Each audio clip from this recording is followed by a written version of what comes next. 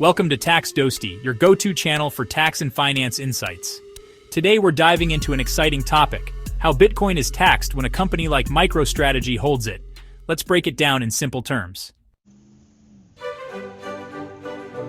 MicroStrategy is famous for its massive Bitcoin holdings, but did you know? In the United States, Bitcoin isn't treated as currency for tax purposes. It's classified as property, and this has huge tax implications. When MicroStrategy buys Bitcoin, they report it as an intangible asset on their balance sheet. But here's the tricky part.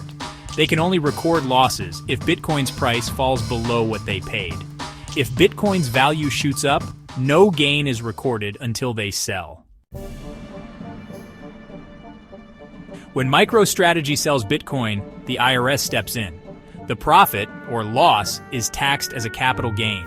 That's the difference between the selling price and what they originally paid, also known as the cost basis. Now, here's the fun part. If MicroStrategy holds Bitcoin for less than a year, any gains are taxed as short-term capital gains. But if they hold for over a year, it qualifies as long-term capital gains, which usually means a lower tax rate. Smart timing is key here.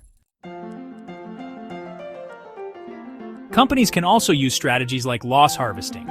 If Bitcoin's price drops, selling it at a loss can offset other taxable gains, reducing the overall tax burden. Pretty clever, right?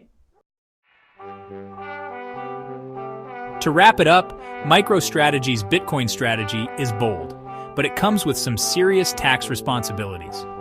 Whether you're a corporate investor or just curious about Bitcoin's tax world, understanding these rules is critical.